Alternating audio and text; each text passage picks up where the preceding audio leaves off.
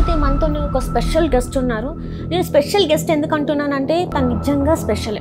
ఒక ట్రాన్స్జెండర్, తను ఒక ఆర్టిస్ట్, తను ఒక సింగర్, ఇదని చెప్పడానికి లేదు. సో తనే మన చంద్రముఖి గారు.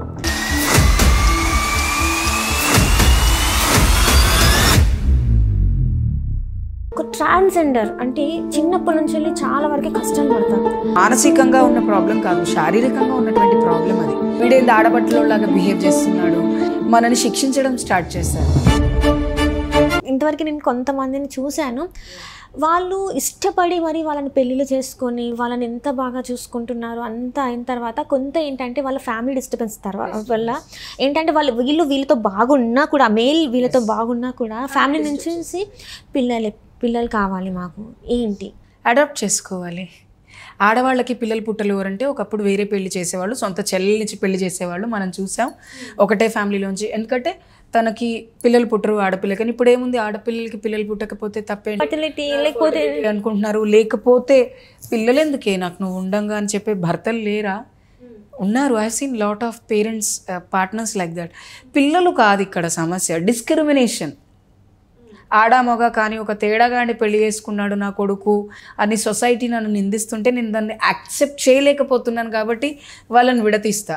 తప్పేముందిరా? ఇప్పుడు నేనే ఉన్నాను, నా కొడుకు ఒక ట్రాన్స్ని పెళ్లి చేసి తప్పేముంది? వాళ్ళ మధ్య ప్రేమ. Love doesn't have gender. ప్రేమకి జెండర్ ఎప్పుడూ ఉండదు.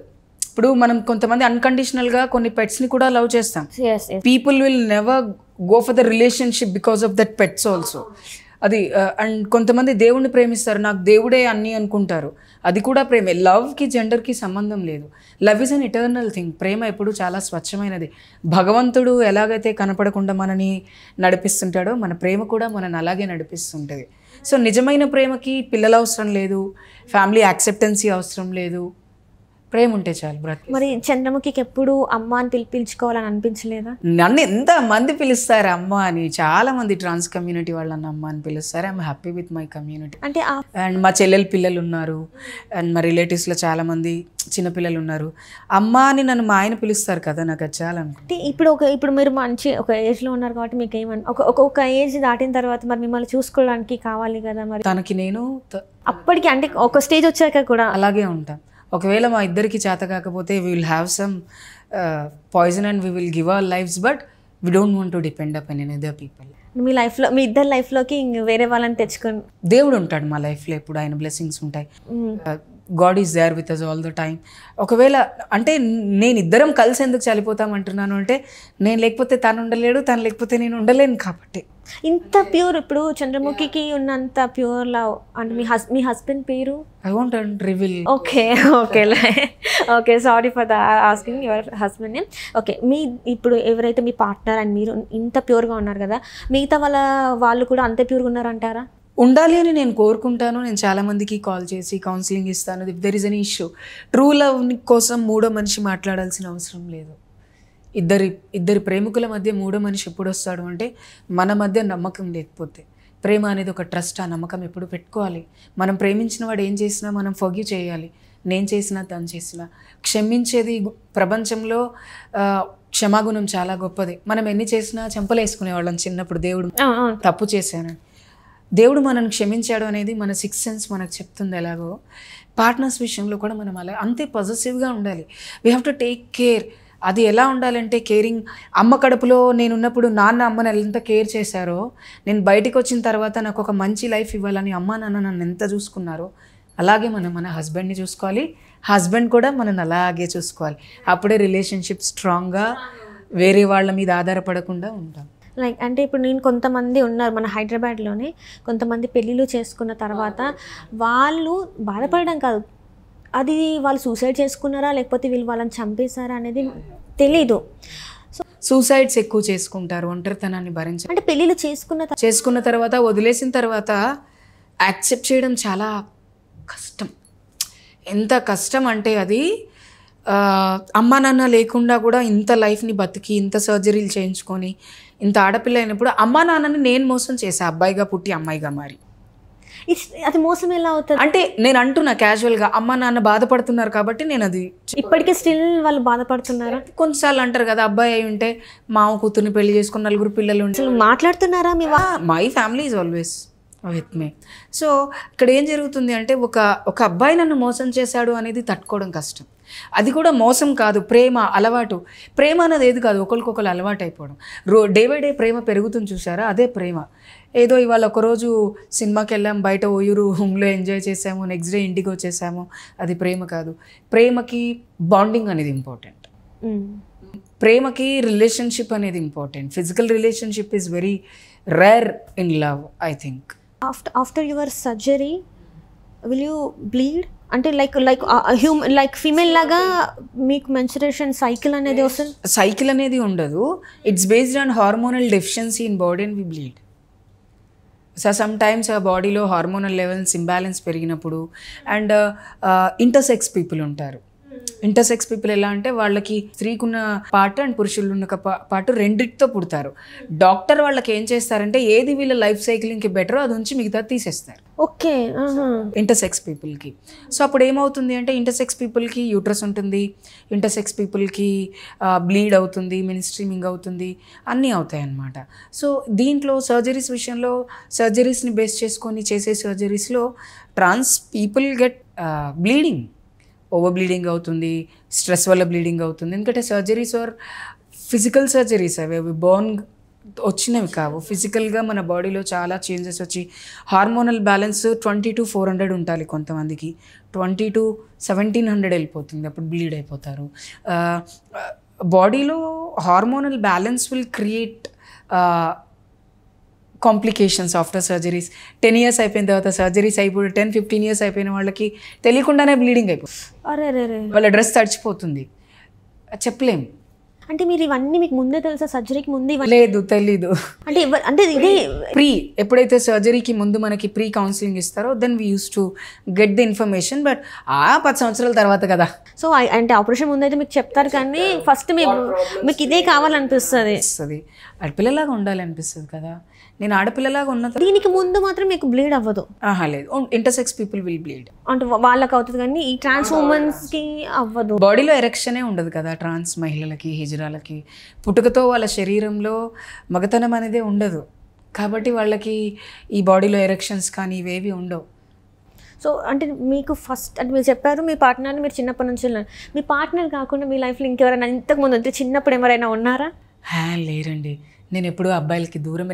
నన్ను ఇష్టపడ్డ వాళ్ళు ఉన్నారు, నేను తిరిగి ఇష్టపడేంత టైం కానీ ఆలోచన కానీ నాకు లేదు. బట్ వాళ్ళు ఇంకా నాతో మాట్లాడుతున్నారు. నువ్వంటే మాకు చిన్నప్పుడు ఒక ఇష్టం ఉండేరా, ఏముంటారా, సరే మంచిది అంతే.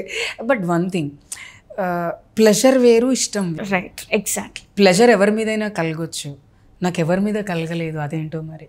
ఓన్లీ మీ హస్బెండ్. అది కూడా ఆయన చాలా సంవత్సరాలు ప్రేమించిన తర్వాత నేను ప్రేమించా. ప్రేమ ఏంటో తెలుసుకున్నాక, ప్రేమ కరెక్ట్ పర్సన్ అని మీకు అనిపించింది? ఇంకా అనిపించింది 5 yearsలో అనిపించింది నాకు. 2011లో ఐ లవ్ యూ చెప్తే నేను 2015లో యాక్సెప్ట్ చేశా. 5 years ఇప్పించుకున్నారా? దేవుడా, అసలు నాకేం తక్కువ. ఖచ్చితంగా టాలెంట్ ఉంది, చదువు ఉంది, ఉద్యోగం ఉంది, సొసైటీలో మంచి పేరు ఉంది. అండ్ మీకు తెలుసా, చాలా మంది అంటే నాకు చెప్పారు, నేను కొంతమందిని అడిగాను అనమాట, నేను చంద్రముఖి గారిని ఇంటర్వ్యూ చేయాలనుకుంటున్నా అంటే, ఒకప్పుడు చంద్రముఖి గారు ఎంత అందంగా ఉండేవాళ్ళు తెలుసా అని.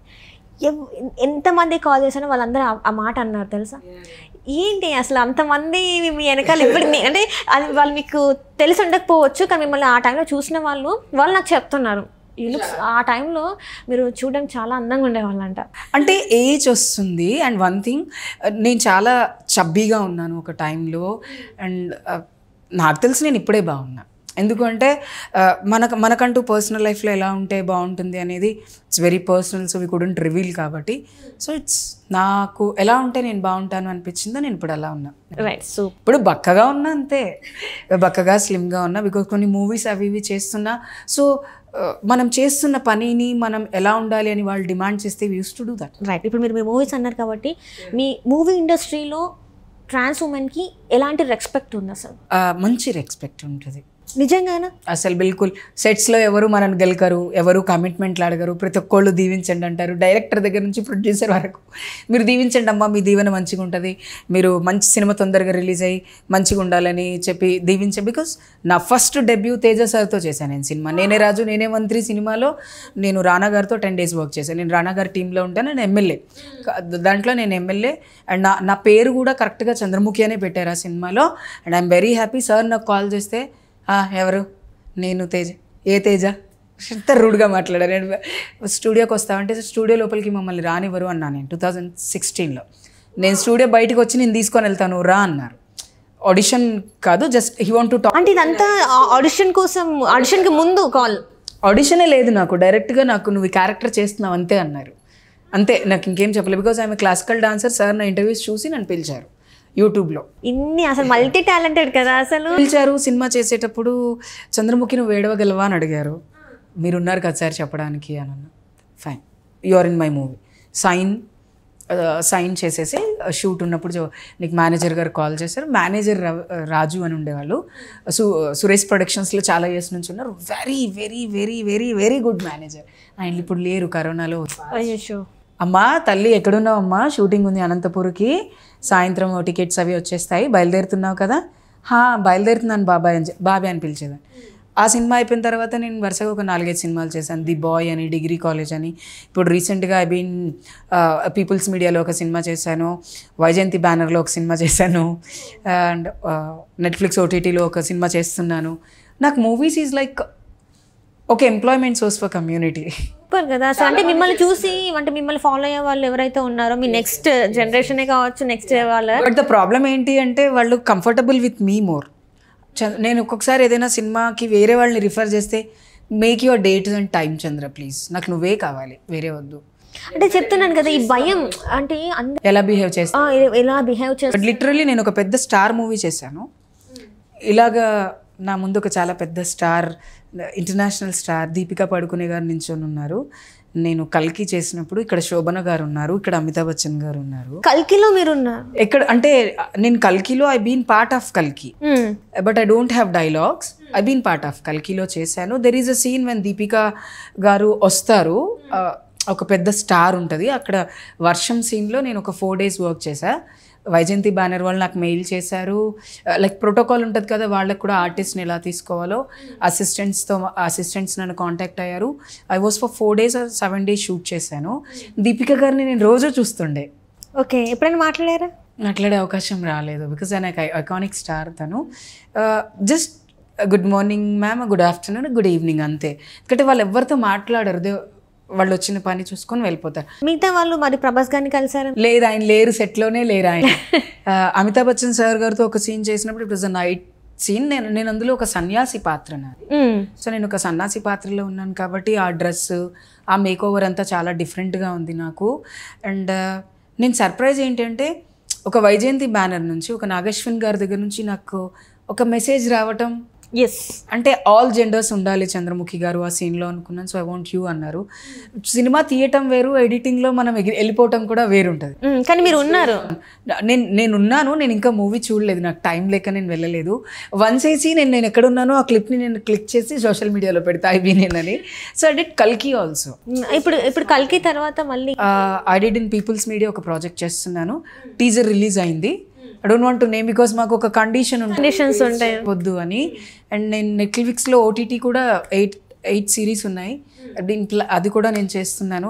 మాకేంటి అంటే రిలీజ్ అయ్యేంత వరకు చెప్పకూడదు కాబట్టి చెప్పట్లేదు. నెక్స్ట్ ఇంటర్వ్యూలో ఖచ్చితంగా అవన్నీ రివీల్ చేసేసి మీ డైలాగ్స్ కూడా అప్పుడు మీరే పిలుస్తారు. సూపర్ హిట్ మూవీలో చంద్రముఖి గారు ఏంటి మీరు ఇంత పెద్ద డైలాగులు చెప్పారేంటి, ఇంత ఎమోషనల్ డైలాగ్స్ అన్ని అని. Because I'm playing a trans women role in the movie. Super. అంటే ఇప్పుడు ఇన్ని చేస్తున్న ఒక చంద్రముఖి గారు అసలు ట్రాన్స్ ఉమెన్స్ కమ్యూనిటీకి ఏం, అంటే this is my last question, అసలు ఏం కావాలనుకుంటున్నారు ఈ సొసైటీ నుంచి? కాకపోతే స్త్రీలు పురుషుల్లాగా అంతే గౌరవంగా ట్రాన్స్ మహిళలు కూడా బతకాలి. ఎవ్వరూ అడుక్కోకూడదు, ఎవరు సెక్స్ వర్క్ అంటే it's based on family problems మాత్రమే అని నేను అంటాను. ఒకవేళ నాకు ఉద్యోగం ఉండి కూడా మా అమ్మకి నేను రేపు 7 లక్షలు హాస్పిటల్లో పే చేయాలి, షీ సఫరింగ్ విత్ సమ్ ఏదైనా అనుకున్నప్పుడు నాకు వేరే ఆప్షన్ ఉండదు. ఎందుకంటే ఇది చేసిన వర్కే నేను సెక్స్ వర్క్ కాబట్టి నేను చేసి ఎక్కువ డబ్బులు సంపాదించుకొని మా అమ్మకి ట్రీట్మెంట్ చేపిస్తానేమో, ఓపెన్గా చెప్తున్నాను నేను.